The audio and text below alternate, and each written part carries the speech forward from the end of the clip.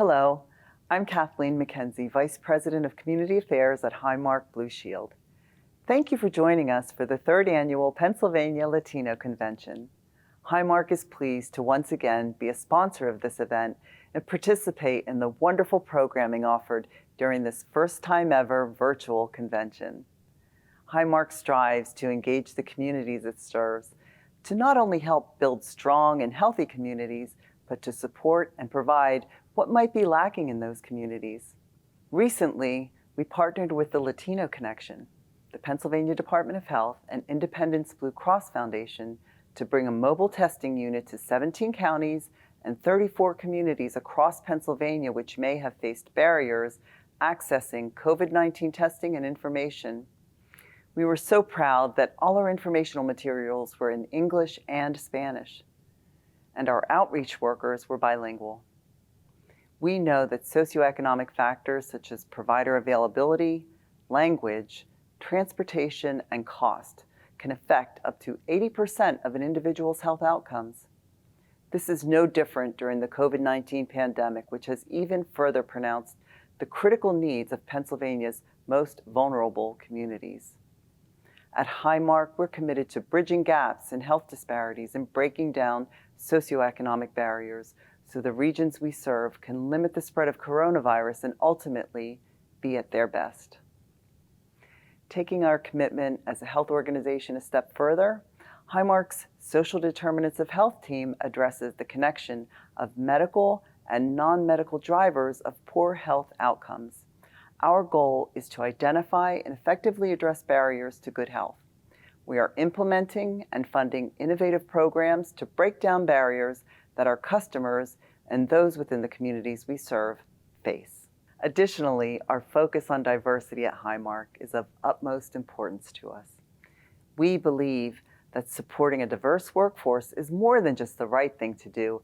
It makes Highmark a stronger business and more valuable to our customers. Our workforce needs to reflect the diverse customer base that we serve in all communities across Pennsylvania, West Virginia, and Delaware. We will continue to sharpen our strategies and strengthen our initiatives to ensure we can best serve our customers and the communities in which they thrive. I want to personally thank you for participating in the Latino Convention during this difficult time. Your commitment and pride for the Latino community has formed a strong, unbreakable bond that makes Pennsylvania a better place to live, work, and play. The synergy amongst the convention attendees and organizations represented here today is truly an inspiration and benefits all Pennsylvanians in so many ways. On behalf of Highmark Blue Shield, por favor, mantente segura. Stay safe and be well.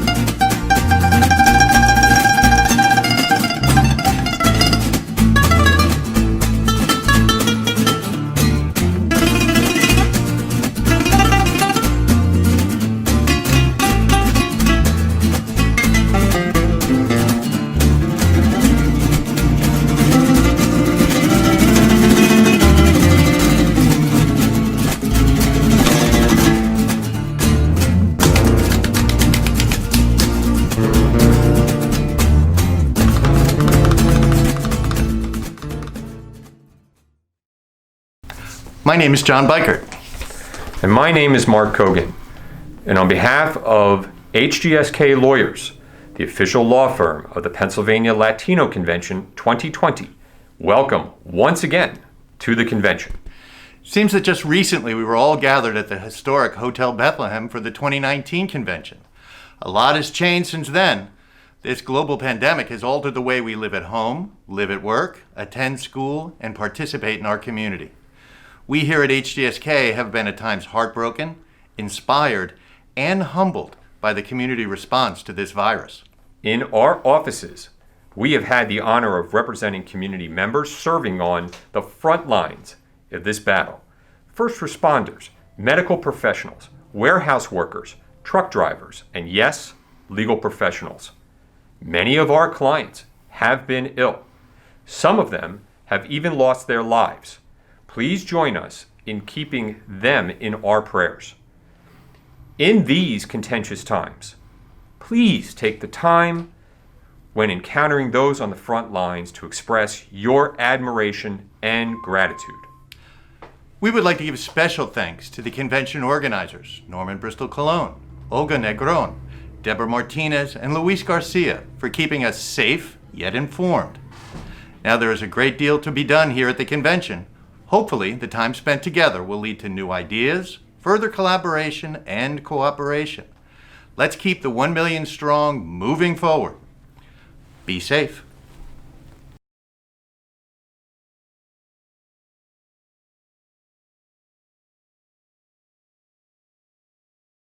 Hi, I'm Secretary of State Kathy Bookvar. I'm honored to be here, part of the Pennsylvania Latino Convention this year, and to share with you what the Pennsylvania Department of State is doing to make sure every voter in Pennsylvania has access to our fundamental right to vote.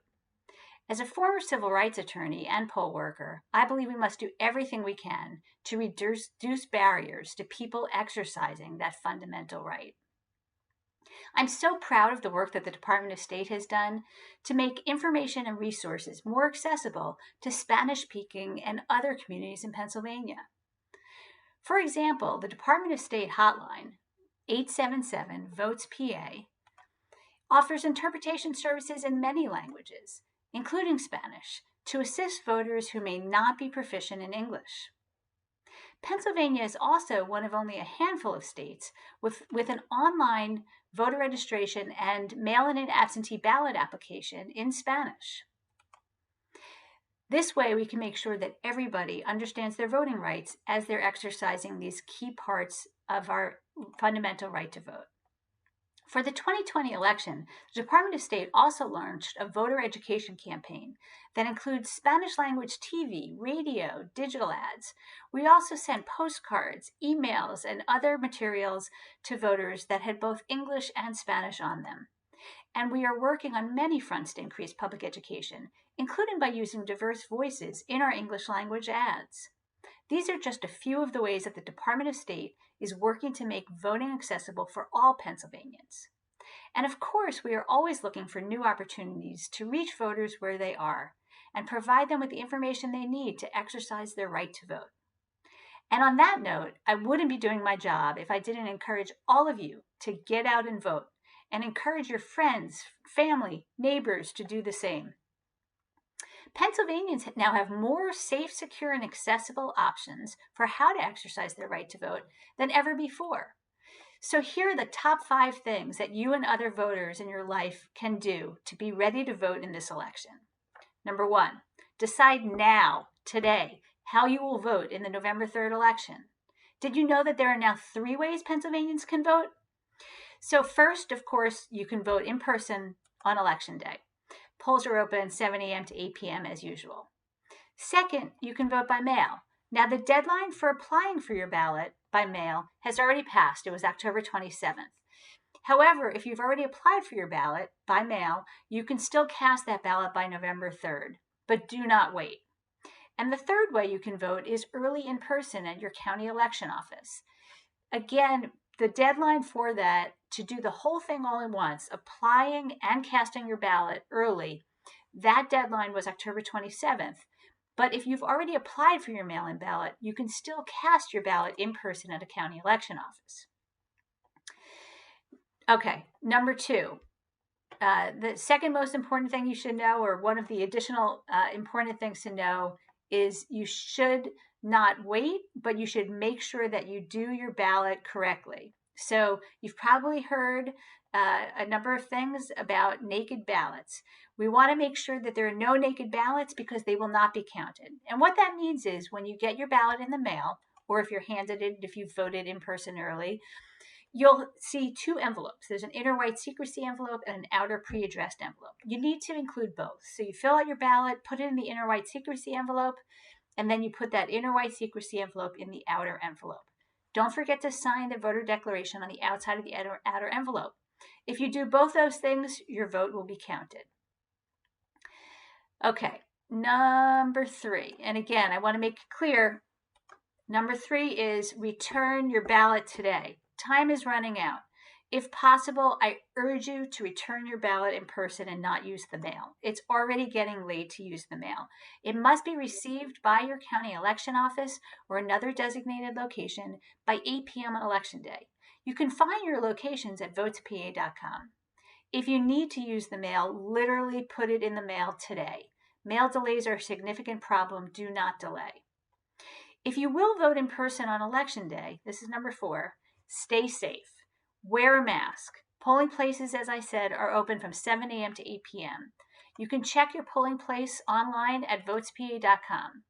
When you go to the polls, wear a mask, exercise your social distance, and just make sure that you're only there as long as you need to be. And make sure we're going to be providing all the poll workers with masks, gloves, hand sanitizer, and disinfectant spray, all kinds of things to make sure that voting is safe in Pennsylvania. Okay, and number 5, make sure before you retweet or you repost something, look out for disinformation. There is so much disinformation out there, and we want to make sure that you understand what's real and what's not. You can follow us on Facebook or Twitter, use our resources in our voter education toolkit, and share the accurate information with your friends.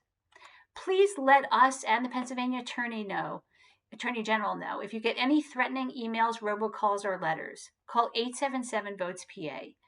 Voter intimidation is illegal under both federal and state law, and we will make sure any intimidation is prosecuted. Thank you so much for all you do for our Commonwealth. And now, please go vote. Thanks so much.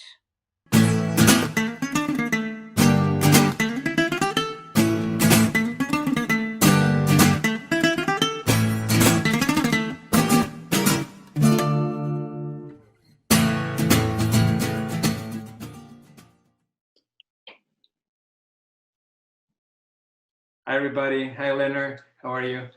Good, Philippe. And how are you doing?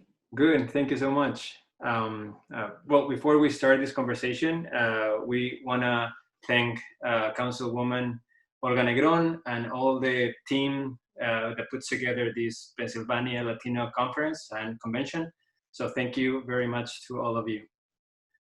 Thank you. So we are here. We communicated beforehand. We have some questions for each other, but we are going to try to do this a session for you all watching as a conversation about the urban space. So, Leonard, do you want to start with any question or any comment for me, or do you want me to start? I would just like to start to say again, thank you. Thank you to you, Philippe, for taking the time to do this, and thank Councilwoman Olga Negron again for her commitment and to the Latinx community, and also just to all the community in general, and again to the actual Latino community as well, to really take part in and really be actively engaged in this new changing environment that we're in. And just giving us the opportunity to have a conversation, Philippe, with the work you've done and the things that are happening in Allentown and Lehigh Valley. It'd be a great conversation for us to just open up this dialogue for people to discuss, and hopefully bring some awareness to some issues that we're all facing, but also to put some action behind some of these issues. Excellent. Thank you so much. And I think it's going to be very useful for the viewers to know who we are. Probably they know you much more than to me. But I'm Felipe Munoz. I'm currently a professor at Temple University, and I teach at the Department of Geography and Urban Studies. And my main academic focus had been positioning in Latin America. However, many of the realities that I analyze in Latin America are based on a training that I received in the US as well. So I understand a lot about the urban dynamics in the US, even though my focus primarily is on the Latin American region. So that's kind of where my ideas come from to this conversation. And I was wondering if you, Eleanor, can give everybody else a little of your background so they get where these ideas are coming from. Yeah, and we want to thank Olga for connecting you and I together. And I think your background in research and Latinx in the community of Latin America as well. I'm Leonard Leitner. Again, I am the Director for Community and Economic Development for the City of Allentown.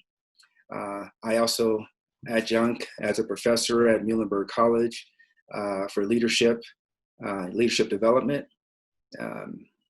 I'm a retired military for 27 years. So I come with a diverse background from academia to military, and now again, urban and economic development, or community and economic development for the city of Allentown for the last 12 years. So great opportunity for us to connect. Again, bringing our experience together here. Excellent. So to start, I'm going to throw the first question there, first comment. So right now we're seeing that a lot of major urban spaces in the US, but also across the globe, are trying to attract not only businesses, but families, and making cities hopefully more sustainable, not only economically, environmentally, but also socially. But while we are seeing kind of this push on a greener or sustainable city, at the same time, we are seeing that many of the issues that many minority groups face are not being addressed by authorities. And I was wondering, what's your approach or experiences in regarding of Allentown? I was reading the Vision 2030, and it seems kind of very impressive program. But I was wondering how the kind of current communities, especially minority communities, are kind of seeing that change in Allentown. And so, Felipe, as you said, you read our Vision 2030. So many of the viewers that are out there listening, we did a community, what we call our comprehensive and economic development plan. That's a required plan that we have to do every 10 years. So we just completed that, and City Council adopted that at the beginning of this year, January 2020. And the focus of that is to have a plan that is a flexible plan that can adjust with the times and society changes. So as you mentioned about urban development, what we're trying to do is look at, and we'll go through some of those plans, but it's a pretty comprehensive plan, about 245 pages, which we're not going to go over today, but we'll hit some highlights of it. Mm-hmm. But what it is looking at how we can, as a community, this plan wasn't developed in the dark. It took us a year to develop this plan, and we did a community outreach. We talked to our community, over 1,000 different people within the community over a year period, 4 different major sessions, many smaller subgroup sessions, to talk about how the environment's changing, from the social needs to the physical infrastructure needs, and what the community is looking for. So the plan is flexible at this point in time. There's many different things we're looking at that was enveloped in the plan that we're slowly implementing. And we call these actionable items in our plan. So as we move forward and we talk about some of these major issues, we can kind of highlight some of those. Awesome.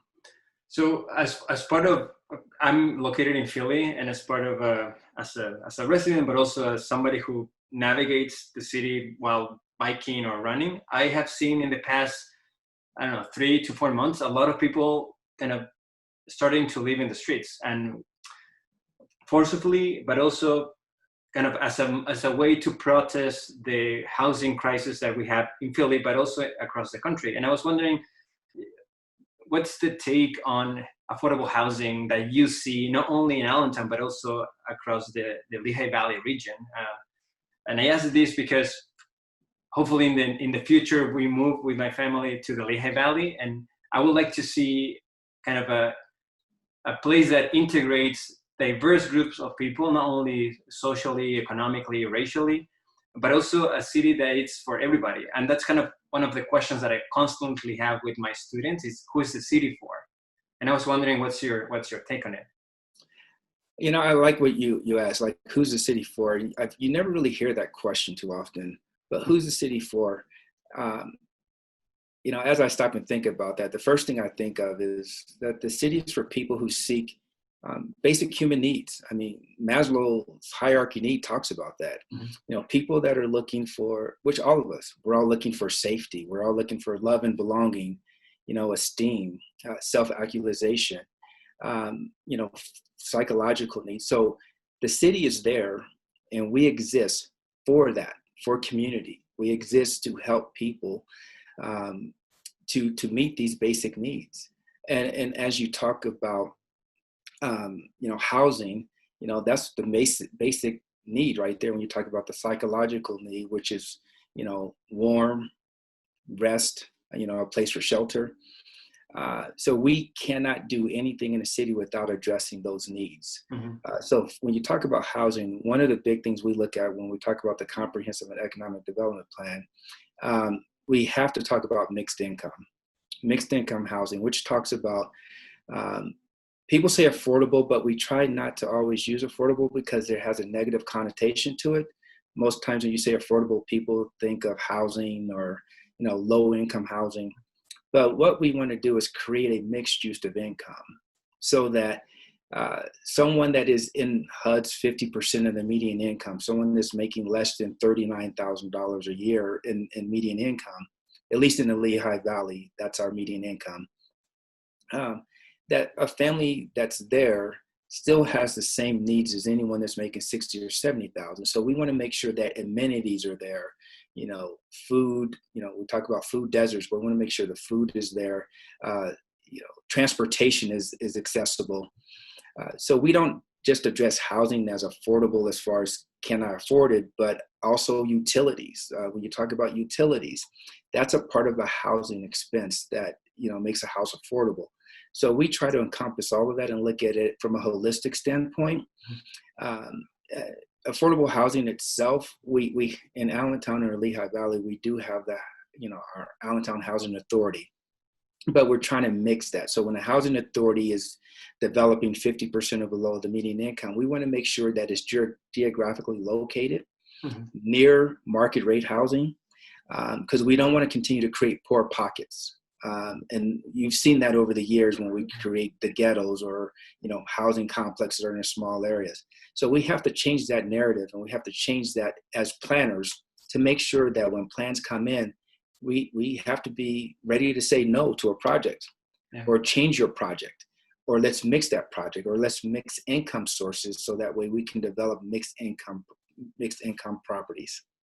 Yeah, and part of this conversation, especially with the questions that we talked beforehand, when you asked me if I can compare this to a Latin American reality, especially the Chile reality, that's kind of the place where I was doing research. I was born in Chile as well, so I have kind of this more visceral knowledge about the space. And in Santiago particularly, the idea of affordable housing is extremely complex because Santiago has been not only used as a testing site for neoliberalism since the Chicago Boys and Milton Friedman, but also the patterns now of kind of this constantly forced to look to become the greenest city in Latin America or become the most sustainable city in the country has pushed that affordable housing only happens in the periphery. So I think in Santiago, we're not creating only pockets, we're creating regions of poverty that are far from the services or the places that people need to go to work. So I think it's important what you said, that having in mind not creating those pockets or those regions of poverty that are very far from the places that, I don't know, most people want to be kind of navigating.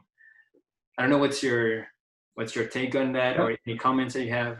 No, you're absolutely right. And in your studies, and again, you and I could probably talk all day about this when you talk about, green space and development. That's where you have to be intentional about planning. You have to be intentional about, when plans come in, intentional about really looking out for everyone, for all income, income areas.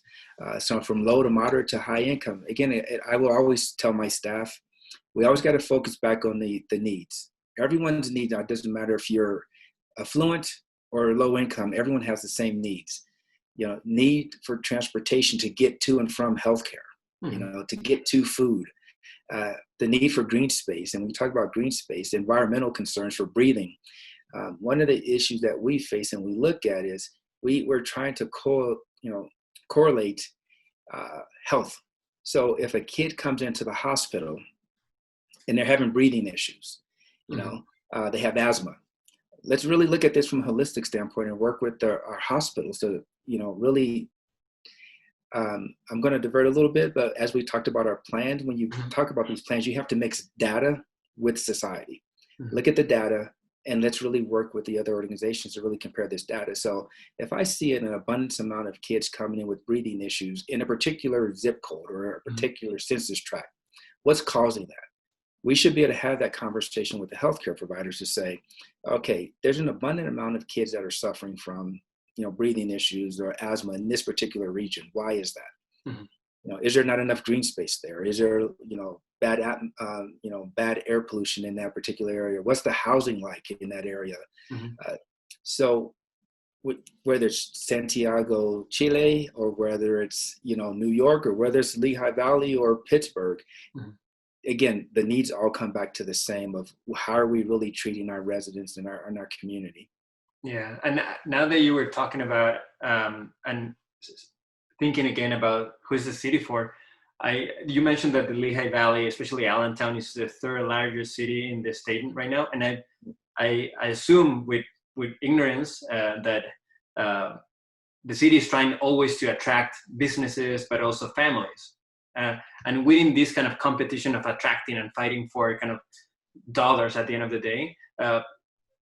What's the priority sometimes when you have an empty space that sometimes probably this community needs to address a health issue, but sometimes the city, I need the dollars for this restaurant. So how do you see this kind of balance between when to provide what the community needs, even though if that doesn't give us the money that we would like? It's a complicated balance. It is a complicated balance. I would say, I'm sure you saw in your research, it's a very difficult thing to balance. But if you had to prioritize something, and people are going to say, how do you prioritize this? I would always go back to fundamentals. I would say education. And the reason why I say education, because education is not just from pre-K to K through 12, but it's, even beyond 12th grade into college, trade schools, adult learning. The reason why I say that is because not only we're talking about just from the academia standpoint, but just education and the services that are offered in the city, education on how to really navigate systems. But education also, because that leads to jobs, whether it's education with the academic of bachelor's degrees or just a trade school that learns a living wage, job. So I always try to push education first, because that, to me, that's the foundation for us as a people to grow. I know when everyone thinks education, they're always thinking strictly of the academia world, but we also have to look at there's trades, there's things like that can help create jobs. You create the jobs, and many of the employers that are looking to move, they're always looking at a workforce. They're looking at, is there a pool to draw from? I mean, being in the Lehigh Valley, we have 8 major colleges within our footprint and 2 community colleges. That in itself is a pool to draw people, as businesses are looking for that. But we have to have that same conversation, because when you talk about a balancing act, we don't want to negate the people that have not gone to college. We still want to have our community college engaged and our trades engaged in helping to educate our citizens. So when you talk about prioritization, I think it's really a balancing act that we don't forget one and really focus on the other, because education itself, I use that example because when we always focus on education, we always talk about degrees, but we don't talk about the trades or talking about just education and the navigating of the systems, educating on how to understand where you work and create, ability to earn more. Yes, sorry if I put you in this kind of complicated position, because No. you work for a major city in Pennsylvania, and you have this other side that I normally do not participate because I'm constantly in the other side, kind of maybe criticizing the city or authorities, and I have kind of, especially because experience in Philly in the past couple of years, I have seen how I understand the work of planners and authority is complicated. That's to start there. But also, I also have seen kind of, I'm not going to say a trend, but something similar that sometimes the city prefers to bring more businesses and provide kind of this image of narrative of success of Philadelphia. But at the same time, we're seeing that, well, but we need affordable housing, but we have a huge health crisis in Kensington, and we have an environmental problem in Southwest Philly. Every time that it rains a lot, those communities get flooded. So coming back to the idea of companies coming back, I remember when Amazon was thinking to come to Philly, I kind of, no, it's not only a problem of Philly. Many other cities were kind of almost paying Amazon, please come here. But yes. Why you don't use these resources for more meaningful stuff? Because maybe I'm coming from a different standpoint from you. I'm up for inequality only when it benefits the worse off. That's my standpoint to start. Yeah. So it's always kind of this complex relationship that I have with authorities. And I was wondering, kind of, again, because you work there, I was wondering your take on it. Yeah. That's why I'm pushing too hard here. No. I mean, these are crucial conversations. These are tough conversations that we as a society must have. And, from a bureaucratic standpoint, from where I work, I welcome these conversations. It's not the political days of old where, just do what we say. We have to be engaged with our community. We have to educate them. Again, going back to educating how the system works. And when we talk about you hear, reform, you hear education reform, you hear political reform, you hear those terms all the time. But in order to reform, I think both sides have to understand both sides. And I can speak on this because I wasn't always in this position. I mean, I remember growing up and, there's no food in the cabinets. I was raised with a single mom and, she made do with what she had. So I've been on both sides and I can understand and relate to that. And I have family members that are still, on both sides receiving services. So when we talk about, housing, we talk about these type of issues, we have to be able to engage in this. So from the city standpoint, when you're talking about a business is coming in, we do have to prioritize that because we can't forget that if a business comes in, they're generating taxes. We have a responsibility as a city, going back to your original question, who's the city for? The city is for our citizens, but if our citizens aren't able to, engage in providing a revenue source for the city, how does the city maintain the infrastructure? How does the city provide services for its community? So it is a balancing act. We have to welcome corporations and businesses in, but at the same time, we as city government, we have to be willing to push back to these corporations and not just give them the world when they come in, but they have a social responsibility to the citizens and to the city as well. So that's the balancing act is, yes, we welcome you, but you have a social responsibility to be here. You have to be a part of the community and we have to hold them accountable for that. Yeah. I hope that kind of. Sorry? Not just I hope that kind of hits on what you're, where It you're did. It pushing. did. I think it got kind of freeze my screen. So sorry for maybe my. No, no, no. It's not That's working good. well. Um, No. and I was wondering about when you said the kind of this social responsibility, and I was wondering also, how do you see this responsibility that authorities or elected officials and even sometimes the professionals of the urban have when they do not tend to live or navigate the spaces that their decisions are shaping? So in Philly, it used to be kind of, I think it's less now, but it used to be, it still happens, but it used to be this problem that a lot of people who take decision about what's going to happen in Philly came from the suburbs. So they took the train, they never navigated the city, they never knew how urban kind of dynamics happen in certain communities. I just arrived to City Hall and just took decision making for everybody else without knowing them or the spaces. So now I was wondering, what's your take on it? Or if you see that within Allentown, decision making happens by the people that also live in those communities being affected by it? That's a very good question, and we found that out during our comprehensive and economic development plan. We did a study, and we saw that 80% of the jobs in our city are taken from people that live outside the city. Wow. So we have, over 45,000 people coming into the city taking jobs. That our residents that live there, they're commuting. So we got 80% that are taking the jobs, and the other ones that are leaving the city are residents that leave the city to take jobs outside the city. Mm-hmm. So that in itself, when I talked about at the beginning, how we have to use data as well as working with our social economy, mm-hmm. and our citizens. We take that data and we got to do something with it. It's no good to just take data and just look at it and say, oh, that's nice. Now the question is, now we have a responsibility. We know something's happening. What are we going to do about that?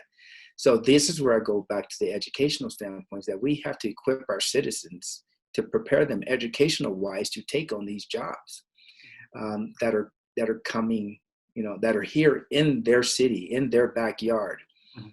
So we as a community, we as a minority group, we have a responsibility as well to make sure that our citizens, our community, our people, that they understand both sides. We have to educate them to understand this is what you're losing out on. Not only are they taking the jobs outside the city, but you got to think about the transportation that it takes to get there. Most of these jobs are paying less than, some are paying $15 or more an hour, but the commute itself to get there, taking a bus that takes an hour to get there, then you have childcare issues. Now, how do you get from there back home? And, then evening, an hour and a half commute back home. So some people may say that's not a big deal, but on a bus, that could become a big deal. It does. Yeah. I think it's not a fair or a good comparison to analyze what happens in Allentown and Lehigh Valley with Santiago, because they're two contextual different spaces. But within my research, I noticed that a lot of people who live in these pockets of poverty in the South, kind of an average travel is between two and two and a half hours, just one way. And the minimum salary in Chile is just ridiculous. I think it's around $550 a month. And with that in Santiago, you don't live with that money. So it's complicated. I think what you bring, the transportation, I think it's key as well as many other aspects of the city. But something that you mentioned that it just struck me was representation in the city, especially when Allentown, if maybe I think I'm not wrong, but correct me if I am. Allentown is a more diverse city within the Lehigh Valley. Yes. So yeah, our current right now, we are over 50% Hispanic. Right now, we're probably about 7-8% Black, and Asian and Syrian fall into those areas as well. But over 57% of the actual Allentown itself is minority. Yeah, and I was thinking about it because I know that Councilwoman Olga Negron is the first Latino councilwoman to be elected. And I know that there's a history of colonialism or patriarchy or sexism, and also the history of how to oppress minorities. But in Bethlehem, where I constantly visited Bethlehem because I have family there, and I constantly see a lot of Puerto Ricans and Dominicans and other Hispanic communities. But knowing that it was the first time that a Latino woman was elected, it was just mind blowing. Even though I know the history and of these legacies of colonialism, so I was wondering, what's your take on it? I would, when you talk about the colonialism, I would love to hear you talk more about your studies on that. But I would tell you here in the Lehigh Valley, not just in the Lehigh Valley, but I would say, probably Pennsylvania wide. Maybe not so much in Philly and maybe not so much in Pittsburgh, but again, looking at Allentown itself, being the third largest city, and over 260 years, we've never had a mayor of color. City council-wise, we've only really had 2 Latinos on city council. We've had 1 Black male on city council in that many years. So when you talk about colonialism, it's still alive and well throughout, I would say, not only just Lehigh Valley, but it's alive and well throughout the nation. Mm-hmm. And again, it ties back to the whole educational piece and people like you that are doing research and not afraid to bring these type of conversations up. But the thing is, when you bring this conversation up, and I read through some of your stuff, and I would ask you a question now when you talk about colonialism. I know people weren't willing to really listen to that or believe it. Mm.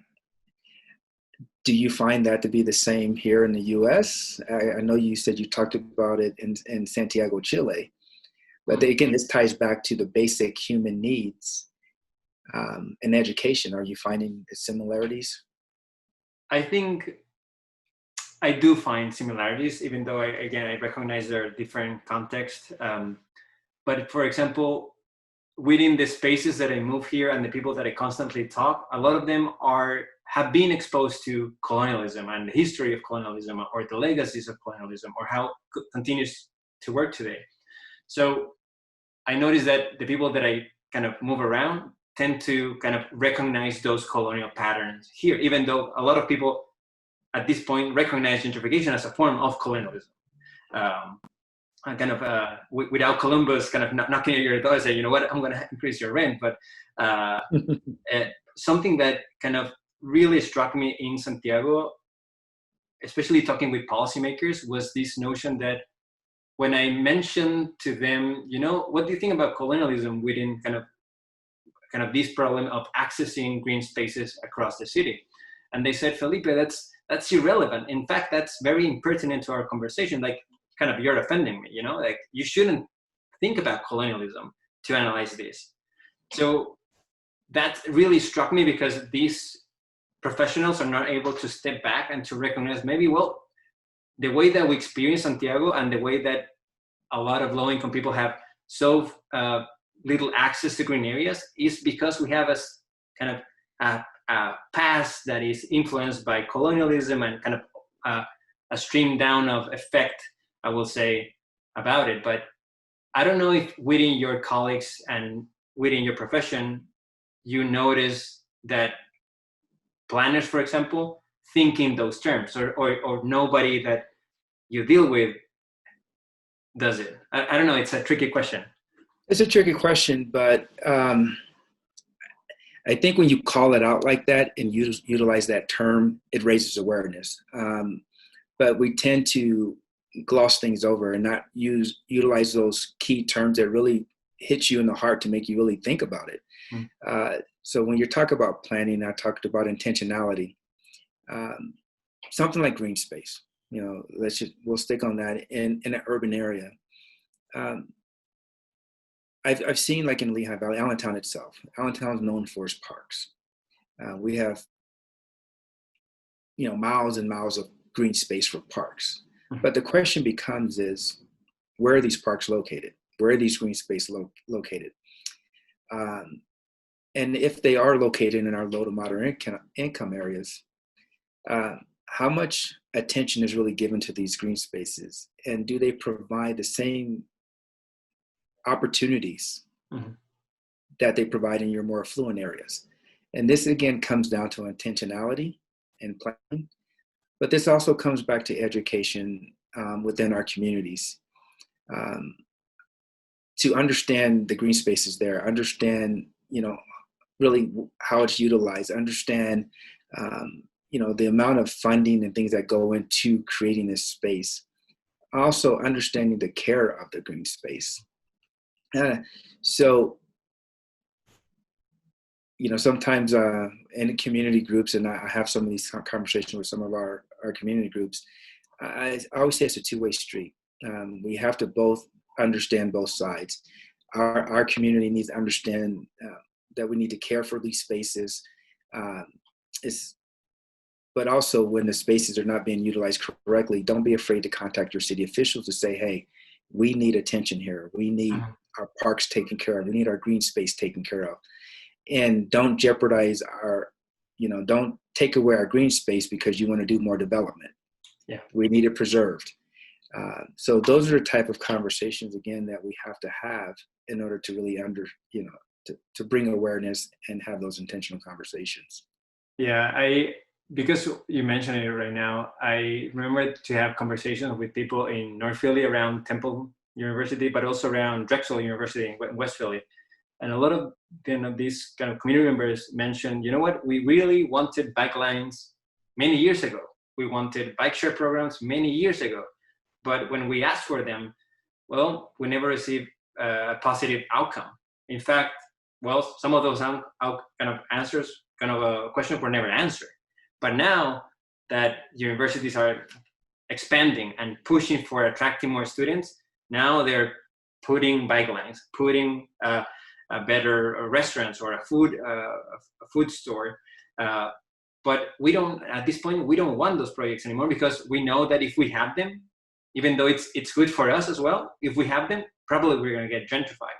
So it comes back to this idea of intentionality, as you mentioned, education, especially in Philly. I don't know how much green gentrification or gentrification you are experiencing in Allentown, but in Philly, kind of green gentrification and gentrification for that matter, it's out of control. And I think it's kind of, at this point, unfortunately, it's kind of the normal. So I don't know what's going to happen after this pandemic with gentrification in Philly particularly, but I was wondering, how do you see this problem or not of gentrification in Allentown? Again, I think that's where it comes back to, we as a minority group, I think we have to be intentional about placement. And I'm going to tie this into a couple different ways. First thing, again, I'm going to tie it back to education, is that we have to have our people in key positions of authority, key positions of influencers. Because when you talk about planning, I don't think a lot of people understand the importance of a planning and zoning department. Your local government is the one that really affects your day-to-day life. And everyone focuses on the presidential election, but they really don't focus on their local elections. They really don't focus on who's their planner, who's their director of planning, who's their director of zoning, who's their director of community and economic development. These are the key positions that they really need to understand in their city that really plays a role in their, again, their day-to-day activities. So having people like us that look like us, that have come from the areas we've come from, in these type of positions that can really balance. Because again, it goes back to, like you started at the beginning of the conversation, it's all about balance. Understanding both sides. So when you talk about green gentrification, it is a balancing act again, because when you talk about bike lanes, remember our society has changed quite a bit. When they built these cities, and Allentown's an old city, so is Philadelphia, they built narrow streets, quarter streets, alleys. So your homes are right there on the road. And they didn't have a lot of cars back then. So now we have cars that have changed our dynamics of day-to-day life, where the average household has 2.5 cars. Back then, it was less than a car. So now our streets are crowded. There's no parking. So do I take away parking to add a bike lane? People are going to be up in arms that you're taking away parking in front of their house. Society's changed too when you talk about health. Are people willing to walk 3 or 4 blocks to get to their house? Some cities they are, some cities they're not there yet. Again, this goes back to us changing the narrative and conversations for people to understand. Do we want a healthier society to have bike lanes, or do we prefer to keep parking in front of our house, and that way we have easy access in and out of our dwellings? Mm-hmm. So these are the conversations that we have, and these are the conversations that we had at our community groups to really understand that this has to be a part of the community and community planning. Mm-hmm. We've done a new thing now that we're doing is we're calling it neighborhood planning. Mm-hmm. It's not new to the planning world, but it's new to Allentown, that we're actually creating neighborhoods that will help in planning their neighborhood. So if you're talking about you want bike lanes or you want to take away parking, then you're going to be a part of that decision-making process to understand that if you want the bike lane, this is what's going to happen. Mm-hmm. Just like we're doing with businesses that come in. If a business comes in and you need transportation to your hub, we're connecting them with our Atlanta. Atlanta is our transportation, our transportation system here in Allentown. So we want to connect the business with the transportation hub so that way they can communicate on how you get your people to and from your location. Mm-hmm. So it goes back again to community and neighborhood planning, working together. Thank you for bringing the idea of planning, because something that struck me positively reading the Vision 2030 was that the amount of community engagement that the city tried to do. I always think that it's never enough, but I saw a lot of it. So it was good to see.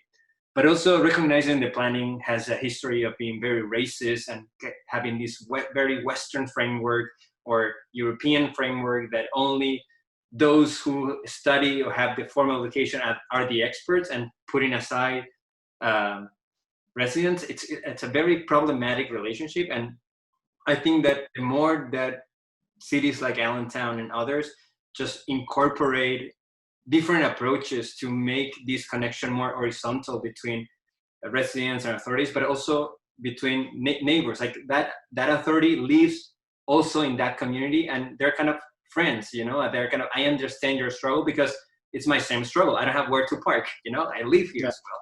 So I think that type of bringing back kind of the law or kind of how we make cities to a kind of a very personal, very communitarian level, I think it's very meaningful for how cities and who's the city for at the end of the day. I look forward to see non-white mayor in the near future in Allentown, but also to represent what's happening in the Lehigh Valley. In Lehigh Valley, you see a lot of diversity, and that's something beautiful. Hopefully, more diverse families come to these kind of urban spaces and create a more fair and inclusive society in these kind of complicated times, of course.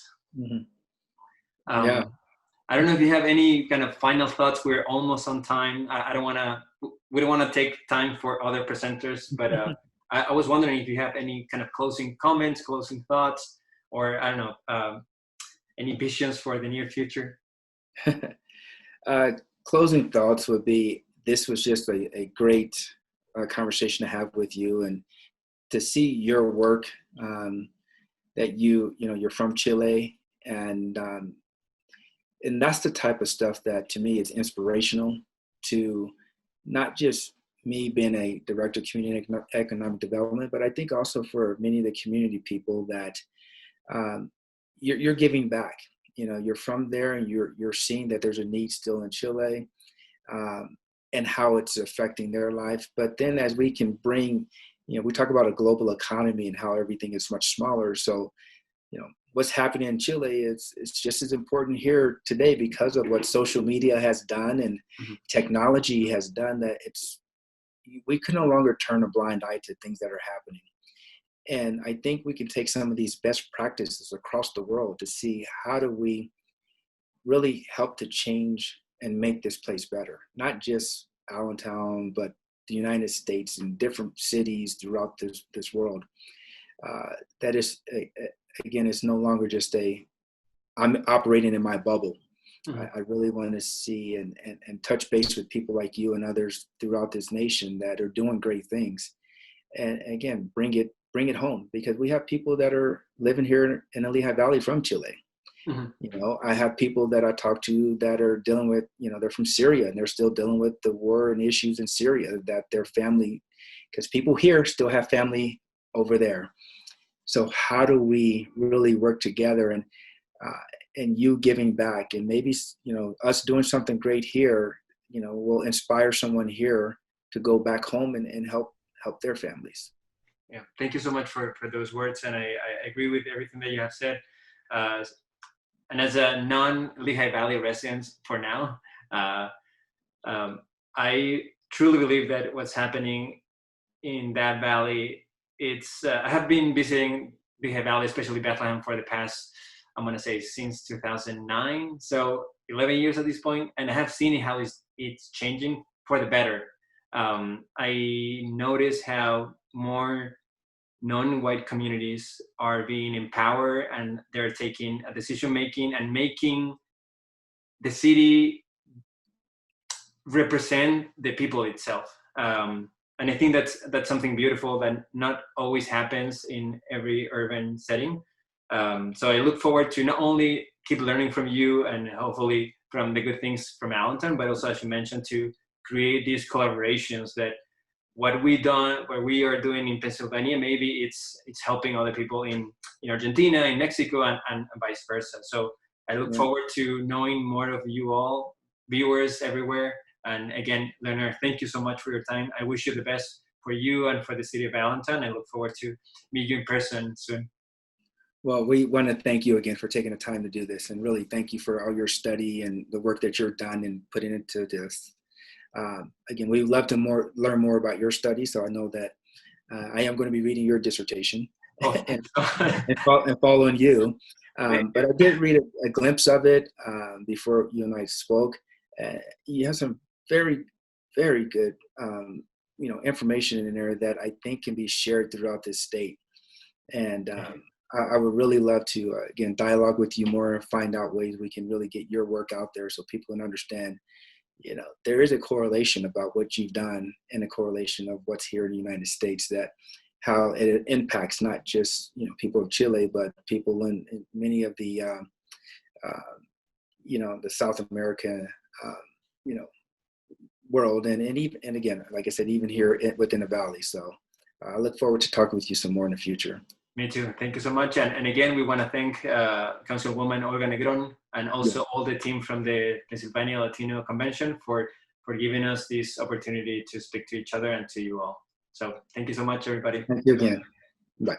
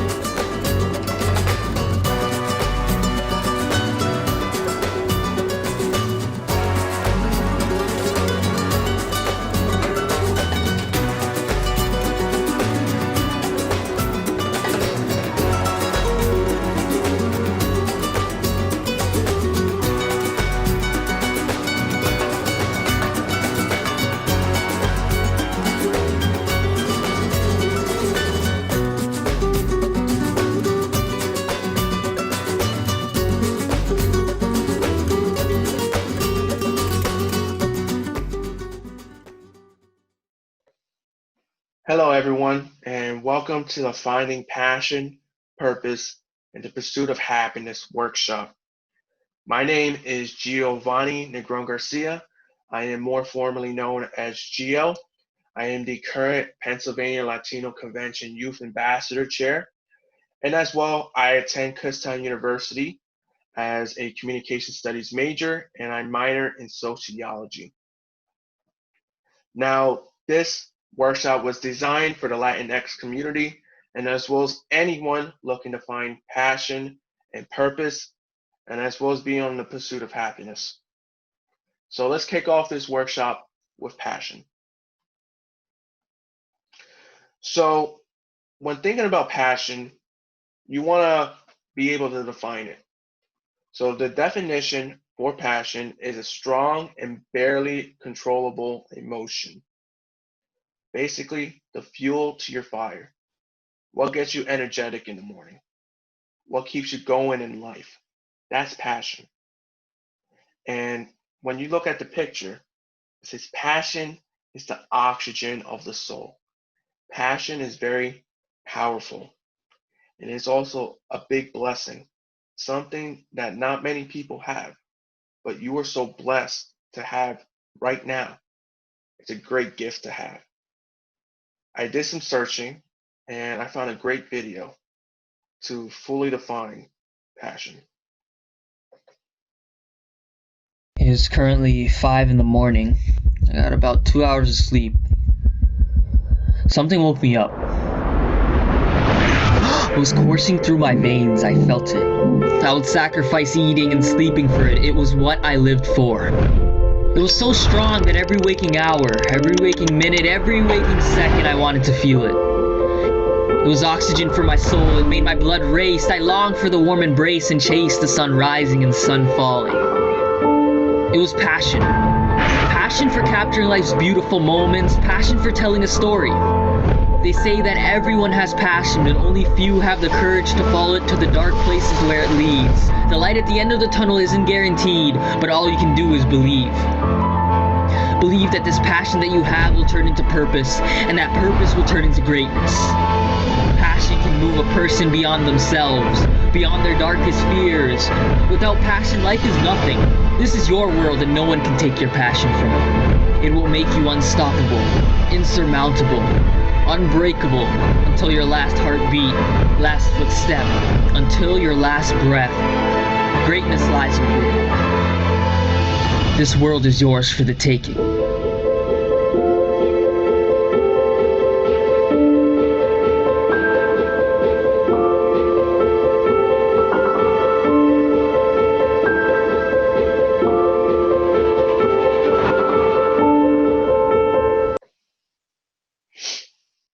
Wow, that's a great video. Thank you, Junior Ali, and please follow all his content on YouTube.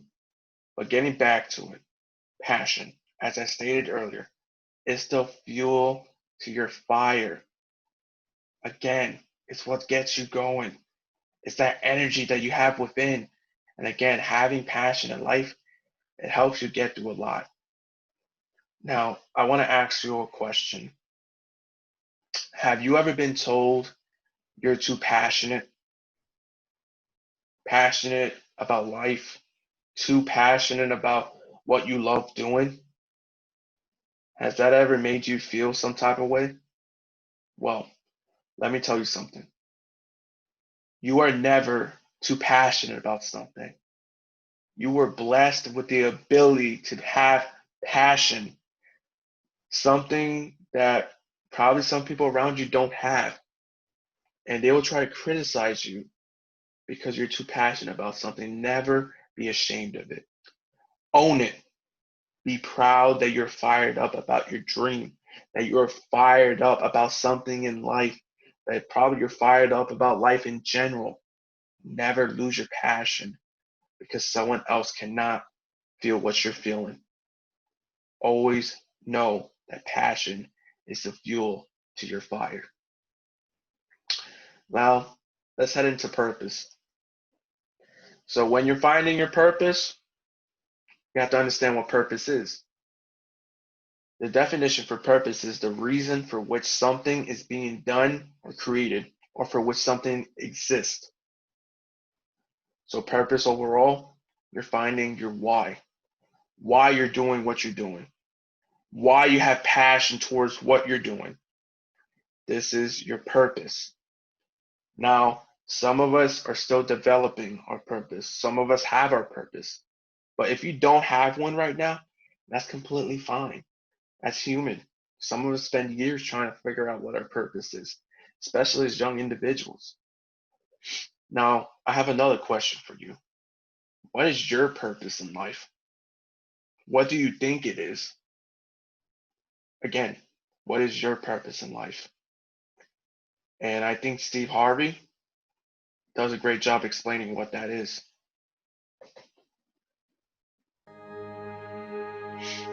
Your gift is very simple to know. You don't have to go anywhere to discover it. It's not in the water. It's not on a mountaintop. It ain't hid under a rock. Now, this is how you know you're not living in your gift. If when the alarm clock goes off in the morning and you ain't happy about it, you ain't doing what you want to do. If your job makes you sick to go to, if you're unhappy with waking up to go to where you got to go, it's because you ain't living in your gift. What burns in your heart is important for you to pay attention to because it never goes away. That's why people wake up in a rut. See, you hate waking up because you waking up and you don't know the reason.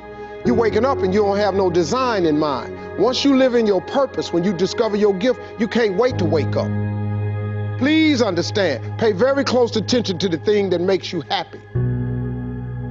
All of you are gifted at something. The problem is, you keep wanting your gift to be what somebody else's gift is. Identify your own gift, because you already have it. Here's the way you identify your gift. Your gift is the thing that you do the absolute best with the least amount of effort. If you fry chicken better than everybody you know, you ought to be somewhere frying chicken. People make millions of dollars frying chicken. Popeyes, Kentucky Fried Chicken, El Pollo Loco. All they doing is making chicken. They just found a way to do it. Somebody just started making chicken. You know the story of Marie Callender's? Do you know what this woman did, man? She worked for a diner, a greasy spoon diner that was going out of business. It was her only job. She was a single mother. It was her only job. She needed that job, but the diner was gonna close. So she went to the owner of the diner and said, let me bake one of my pies. People like my pies, and see if I can help you make a little money. He said, whatever, bring it in. She bought one pie in.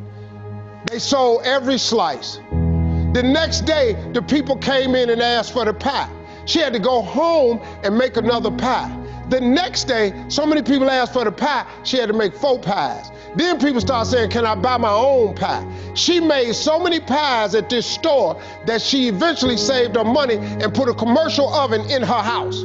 Now, she done made so many pies, the dude's shop, he ain't selling hamburgers no more. All he's selling is them damn pies. That's how Marie Callender got started. Marie Callender now has over 120 restaurants. You can't go to no frozen food section without seeing Marie Callender in there. You know what she started with? A pie. One pie. Your gift will make room for you. Now, what is your gift? It's the thing that you do the absolute best with the least amount of effort. That's your gift. Quit running away from the gift. Your gift will make room for you. Stop trying to be something you ain't gifted at. Maybe you here because you need to hear this here. Maybe you here because you need to dust off your dreams. Maybe you need to explore your imagination. Maybe you just need to identify your gift so you can quit tripping in your own life, trying to figure out what you can do. Some people are born to be teachers, caregivers, nurses, babysitters. Those are gifts, you know what I mean? If you're living in your gift, you're cool. It's just if you ain't. You do anything else, when that alarm clock go off in the morning, you ain't gonna like it. I would hate to die and never do the thing I was born to do. You should look into that before you mess around and check out of here. Wow. And every time I watch that video, it still gives me goosebumps to this day. But your purpose, it's your gift. And you should always make room for your gifts. That purpose belongs to you. You were blessed with that gift. That purpose will always follow you. And as Steve Harvey said, sometimes you just gotta dust your dreams off. Sometimes you gotta dust that question off, why you're doing what you're doing. You probably have to revisit that question, as well as revisit these 3 questions when you find your purpose. Why am I doing this? Does this reflect who I am? Is this something I am proud of? Why these 3 questions are important when finding your purpose? Well, let me explain. Why am I doing this? If you can't answer that question, you're probably doing the wrong thing. See, when you have purpose in your life, when you have purpose and you know what you're doing, you know how to answer that question. Why am I doing this? You have to ask yourself that many times when finding your purpose. Does this reflect who I am? Now, when you are fulfilling your purpose, you should be able to know who the person is when you look in the mirror. People should be able to identify you without having to notice negative changes.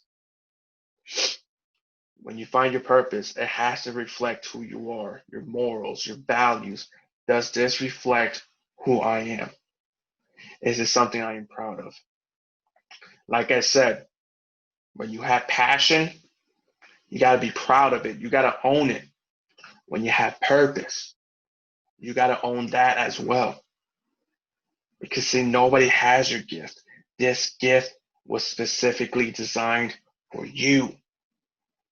Run with it. Make space for it. That gift is always going to be there. Sometimes you just got to dust it off. So please take a picture of this, write these questions down, but always refer back to these questions. Why am I doing this? Does this reflect who I am? Is this something I'm proud of? Once you have developed a purpose, everything you do has reason to it. But never compare your purpose to another individual's purpose. It is not a competition. Let me tell you something. If you start competing when it comes to purpose, you're going to be miserable. Because see, you're going to be worried about what other people are doing. You're going to be worried about what other people are saying about you. You're going to be worried about many other things other than yourself.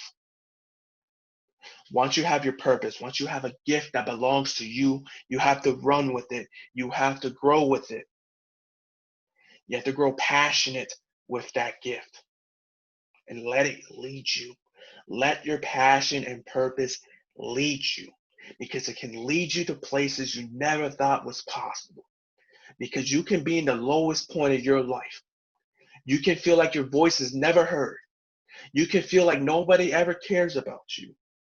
But as long as you have passion and purpose, you have something to guide you. You have something to give you energy. But you never want to compare it to somebody else. Never. It's not a competition. If you don't take anything away from this workshop today, make sure you take this away. Never compare yourself or never compare your passion and purpose with someone else's. Your purpose is what fuels your passion. Now say it with me. Your purpose is what fuels your passion. Say it with me one more time. Your purpose is what fuels your passion. Take a photo of this and continue to tell yourself this. Define it the way you want to define it. But remember, your purpose is what fuels your passion. Your gift is what is going to lead you into following your dreams.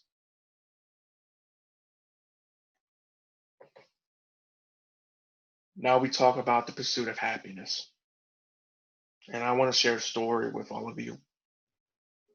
As I already told you, I'm a current student at Kutztown University of Pennsylvania. And I was so blessed and honored to have a tuition-free scholarship ready for me when I graduated high school at Reading High School in 2017. But there was one point in my life where I decided that I need to claim independence. So I moved out of my home and I purchased an apartment. And the first 3 weeks of my life, I was left without electricity. I barely had any money to my name. And all I had was dinner rolls and a bottle of Cheese Whiz. That's all I had. That was breakfast, lunch, and dinner. And I was literally in the darkest part of my life. And believe it or not, I'm 21 now, but for 3 years, I faced the darkest part of my life. The reason being, I was losing opportunities. I felt like I had no guide. I felt like I failed as a son, as a student, as a friend, and as a boyfriend during that time. And I felt like I wasn't going anywhere. It was just going to be a continuous fall to the point where I don't want to do nothing with my degree if I were to graduate. But see, when I was in that apartment, I never lost hope. I was actually grateful for it. I wanted to know what it was like to struggle again. Because see, I grew up in poverty. I wanted to know what it was like to put myself in a position where I had to adapt. I had to find passion. I had to find purpose in order for me to get out of this situation. And I did that. Every day from that point forward, I lived it with passion. See, my purpose in life, my passion in life is to motivate others, is to inspire others, to build the people around me, to help guide people when needed. My goal in life is to inspire and motivate over 10 million people in my lifetime. And see, I took this passion and purpose of mine and I let it lead me into what I believe has been the most successful year of my life. It led me to school after school, college after college, company after company, state after state. It even led me to Germany, where I shared my words, where I helped people develop a passion and purpose, where they gained an understanding where having this gift of a purpose, having this blessing of passion, and never being too worried about having too much passion in life, that it can lead you, that it can guide you to where you want to be, and where it is okay to be a little selfish and care about yourself and worry about these things to set yourself up. Because see, it leads you to something called the pursuit of happiness. It leads you to happiness. And right now I am 21 years old. And to this day, I figured out that I have been living my best life. I have been happy for the last 20 years. Despite what I went through, despite poverty, despite all the bad days, despite the dark 3 years that I faced, I lived my life with happiness because I had passion and purpose the entire time. I just had to revisit those 3 questions.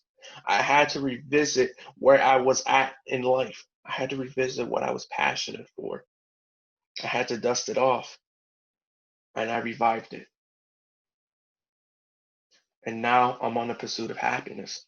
And whatever the pursuit of happiness means to you, you go after it. Whether that is marriage, whether that is achieving your career, whether that is making a certain amount of money, no matter what that is, your pursuit of happiness belongs to you. Your passion and purpose belongs to you.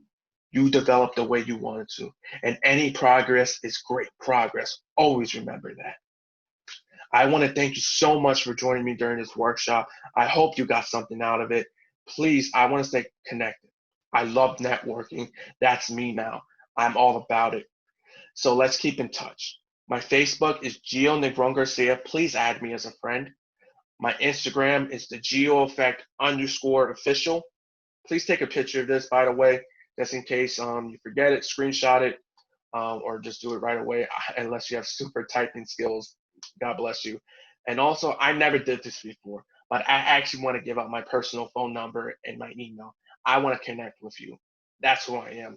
I want to connect with you. I'd love to get to know you and see if you can teach me something as well as I can teach you something. So there's my phone number and there's my personal email. Let's stay in touch.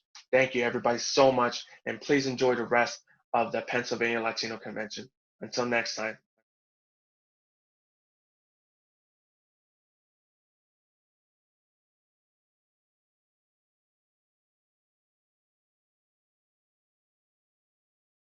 Hello, and thank you for joining us for the 3rd Annual Pennsylvania Latino Convention. I'm Jane Brooks with Highmark Blue Shield's Community Affairs team. While we can't gather in person this year, Highmark is thrilled to show its ongoing support as the exclusive presenting sponsor of this event. This convention will feature professional development opportunities, keynote speakers, and celebrations to salute the strong Latino culture here in Pennsylvania. Highmark has a long history of engaging the communities it serves, and we believe that community involvement encourages better health and wellness. Highmark is proud to sponsor many other local events that benefit the Latino community here in our region. Most recently, Highmark Blue Shield was the premier sponsor of the Hispanic Center of the Lehigh Valley's annual 2020 Fiesta Gala. Although the event was canceled due to COVID-19, Highmark, along with the other sponsors of the event, allowed the Hispanic Center to use the sponsorship funds to support the increased operating costs of the center. During COVID-19 pandemic, the Hispanic Center has truly stepped up to the plate to serve the community and those negatively impacted by the pandemic.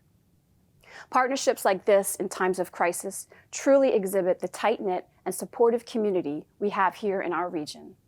Highmark Blue Shield was also proud to be a sponsor of the Hispanic Chamber of Commerce's annual gala just a few weeks ago. Although this event also went virtual for 2020, that doesn't change our unwavering support of this event and its mission, which honored 2 local frontline Latino workers whose efforts have been vital during the pandemic. We applaud these healthcare heroes for their life-saving work. Finally, Highmark has shown its support for the Latino community through a recent donation to area school districts. In August, Highmark committed to donating masks, face shields, hand sanitizer, and other valuable safety resources to districts across Pennsylvania, including Allentown School District. This donation provided masks for every student in the district to keep them safe and healthy as they return to learning in person for the new school year. With a population of over 70% Hispanic within the district and nearly 68% of students falling into the economically disadvantaged category, Highmark recognizes its responsibility of ensuring that all students have the resources they need to stay safe during the ongoing pandemic. Highmark is committed to supporting the Latino community and looks forward to many ongoing community engagements in the years to come. So on behalf of Highmark Blue Shield, thank you for joining us today and enjoy the convention.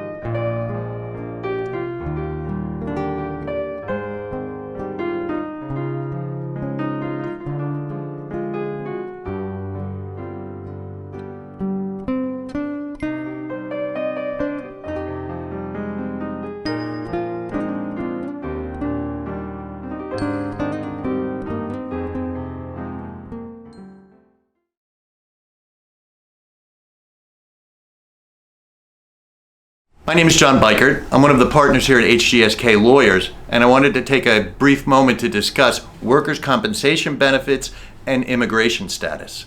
Here in Pennsylvania, there are some very specific rules regarding immigration status and your access to workers' compensation benefits. However, recently there have been some important changes to the immigration laws themselves. Therefore, I wanted to turn this over to our colleague Isis Irizarry, who's going to give us an update on recent changes to the immigration law and how they may affect workers here in Pennsylvania. Isis? Thanks, John. As Attorney Bikert said, my name is Isis Irizarry, and I'm an immigration attorney. Before we get down to business, let's chat a little. I was raised by a single mother, a powerhouse. Many of you know her. For those who don't, I'll tell you a little about her. She's an Aquarius, and one of the common characteristics in Aquarians is humanitarianism. She was also raised by an Aquarius. True to his sign, her father was and is quite the humanitarian. Her mother, a Libra, likewise always strived for equality among her neighbors. They called her La Mujer del Jeep because she was always driving the family car through the mountains of Naranjito, taking people to doctors, picking things up from here or there. It's no surprise that my Aquarian mother cares so deeply about her communities and her neighbors. She made a point to instill those values in her 3 daughters, too. It just so happens that I, too, am an Aquarius. The theme of this year's convention is 1 million strong, and it is such an important sentiment. There is strength in numbers, in unity. El pueblo unido jamás será vencido. Knowledge is power, and what good is the knowledge I've acquired if I keep it to myself? I was taught by the Aquarians before me that it is our duty to share our unique experiences, our varied knowledge with our people, to strengthen ourselves, each other, and our pueblo as a whole. That's my goal for today. As I mentioned, I'm a lawyer. Fortunately for my mother, I was not born a lawyer. Although that's debatable, I've definitely been practicing for years. My point is, I know what it feels like to hire a lawyer having no idea what I was getting into, and now I know what it's like to be the lawyer getting hired. Part of what that means is I now have access to a wealth of information that 7 years ago I didn't even know existed. That's what I'd like to share with you. First, I'll give a bit of an overview of what it's like to hire a lawyer, tips for being prepared for that adventure, and hopefully leave you feeling a little more empowered should you ever need an attorney. Then, I'm going to let my radical side out a bit. As an immigration lawyer under the current administration, people often say to me when they find out what I do, "Wow, business must be booming." Yeah, you could definitely say that this administration has led to a boom in business in the sense that it has blown it to pieces, leaving me and my fellow immigration lawyers scrambling to pick up the scraps, carefully assessing the damage, trying to find anything salvageable, pulling shrapnel out of the rubble. More on that later. So much of the time, my advice is to talk to a lawyer, which is really easy for me to say as a lawyer. But how do you know what makes a good lawyer? How do you know who you can trust, who will actually do good work, and who is secretly doing the terrible work that gives lawyers their bad reputations? What does the process start out like? Well, you might do a Google search for the type of law you have a problem in. Then you might end up with a list of a few possible names. Usually the next step would be to call the office and ask if they offer free consultations. The answer will vary a lot from law firm to law firm and from one practice area to another. For example, personal injury lawyers typically do not charge for a consultation, but it is quite common for immigration lawyers to charge for a consultation. Depending on the firm, the practice area, and the geographic location, you could be looking at a consultation fee between $100 and $200. And the length of the consultation can be anywhere from 15 minutes to 30 minutes to up to an hour. What about timing? Some law offices are really busy and you can't schedule an appointment sooner than 3 months from now. So you probably want to ask about this in your first call. Another consideration is, si los abogados hablan tu idioma? Is the attorney bilingual, or will they depend on an interpreter for 100% of communications? Even if the attorney speaks your language, you'll want to check whether assistants and support staff speak your language too. So you scheduled your consultation. Now what? Go into the appointment prepared. Do a little bit of research. Take a look to see whether the lawyer has or the law firm has a website. These days, it's very easy to set up a website, and it's very easy to set up an email address that does not end with gmail.com or yahoo.com or outlook.com. In looking at the lawyer's online presence, you want to see if there are any reviews or ratings available. Don't just look at the average rating. Invest a bit of time to look at what people are saying about this lawyer. One thing that I often tell my clients is that I can't guarantee the outcome, but I can guarantee my effort. If a review is complaining about how available the attorney is or isn't, take a moment to think about what it is that that person was expecting and maybe consider whether their expectations were reasonable or realistic. You also want to keep an eye out for any reviews written by people who didn't hire the attorney. Non-clients who were maybe upset after a consultation where the lawyer said they couldn't help them, which wasn't what they wanted to hear. At the end of the day, when a lawyer tells you they can't help you, they're doing you a favor. Consider the alternative. They say they can help you, even though they really can't. They take your money and give you no outcome. I personally would prefer to be told that I can't be helped. You might be asking, do I really need to spend this much time, put this much effort into it before I even meet this lawyer? Honestly, the answer is yes. You're going to end up giving this person a lot of money, and you're going to end up having to trust this person a lot. It's worthwhile to take a bit of time to make sure it's a wise investment. Any other pre-consultation prep? Yes, of course. One thing I recommend is spending a bit of time online, researching, for example, what questions to ask a lawyer in your first meeting. Don't be afraid to take notes before you even walk in the door. Sit down and think about why it is you're hiring a lawyer in the first place. What questions do you need to know the answers to before you even decide to hire someone? What things are important to you in communication? You can ask how the attorney prefers to answer questions from you. Should you go to their assistant, or do you get to talk to them directly? Is it usually by email or text message or WhatsApp or phone calls, etc.? Think about what you want to ask and think about what you would like the answer to ideally be.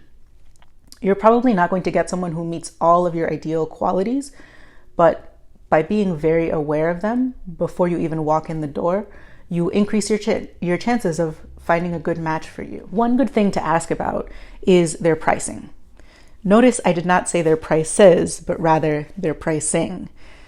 There are 3 general structures for how a lawyer charges a client: flat fee, hourly, and contingency. Let's start with hourly attorneys. It is very common for attorneys to charge rates anywhere between $200 and $500 an hour. Part of what this means is that since a lawyer doesn't know exactly how many hours your entire case will take, an hourly lawyer can't give you an exact quote for how much the case will cost. So what do they do instead? They have what's called a retainer. You can think of this as a bucket where you throw $5,000 or $10,000 into the bucket. The lawyer holds the bucket, and as the lawyer works, they pay themselves from that bucket. Now, rest assured, every state has laws, rules, and regulations that govern how a lawyer is allowed to take from this bucket. If you're talking to an hourly lawyer, you will want to know what their hourly rate is, what their starting retainer is, and when they replenish that retainer. Now on to contingency fees, briefly. This type of fee structure is very common in car accident cases, and you've probably seen it already, advertised as "you only pay me if I win." Lastly, flat rate pricing. In some areas of law, it is most common to simply set a flat rate for a particular type of case. This is very common in immigration law. In these cases, it's typically the easiest for you to know what your cost is going to be at the beginning of the process. However, you do want to make sure to keep an eye out for certain things. For example, if translation of documents will be required, that might be added as an additional expense to you. Sometimes shipping costs or travel expenses for the attorney might pass on to you as well. Some attorneys will charge for every single court appearance as a separate charge beyond the flat rate that they quote you. So be sure to read the fine print. What else can you do before you hire the attorney? Pay attention. Pay attention to how you are treated by the staff from the moment they pick up the phone. A wise person once said, People will show you who they are. You simply have to believe them.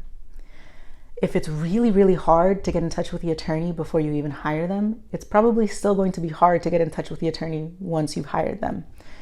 Some people might not mind this, and it's not necessarily a direct reflection on the quality of work that a lawyer does. But consider, is the staff rude to you? Are the lawyers rude to the staff, to other clients? Don't be afraid to trust your gut here. And don't be afraid to ask those questions that you wrote down earlier. Again, you'll be spending a lot of money on this professional relationship. You deserve to walk in with eyes wide open and a clear understanding of what it is going to look like. Anything else you should know? One important thing, particularly in the area of immigration law, is the difference between a notary in the United States and a notario in Spain or Latin America. In order to become a notary in the United States, you typically take an open book 15-minute test. There might be a fee associated with the application, but you definitely do not need to be a lawyer in order to be a notary. A notary in the US serves the purpose of confirming that the person who signs the paper is who they say they are. And when they notarize the document, they also certify that the person signing swore that the contents of the document were true and correct. That might sound like a lot until you consider what a notary does in Spain and Latin America. In order to become a notary, you first need to be a lawyer. Then you receive additional education and training.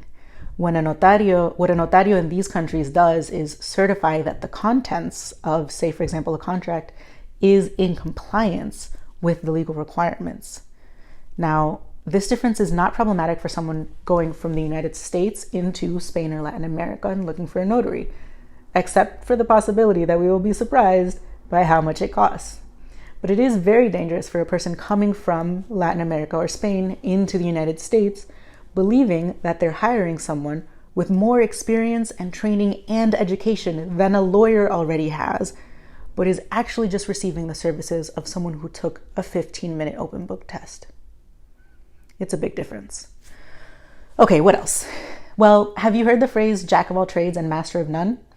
In the legal context, that could look like someone who, for example, practices medical malpractice, immigration, and taxation. That's a lot. Each of these three areas requires a different set of skills and a very specialized knowledge. You probably want to look out for this when you're looking at websites.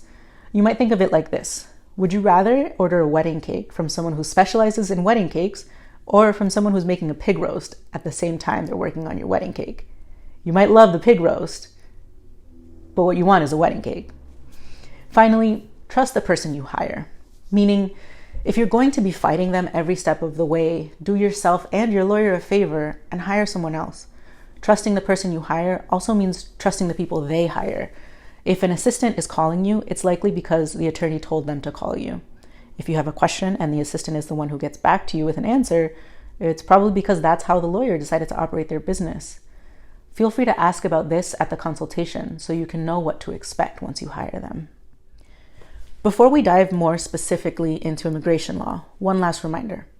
Trust your gut, trust the opinions of the people you trust, do your research, and trust the person you hire. All right, I promised you an update on the state of immigration law today. My understanding is that most of you watching are professionals in different areas. Many of you are immigrants or children of immigrants.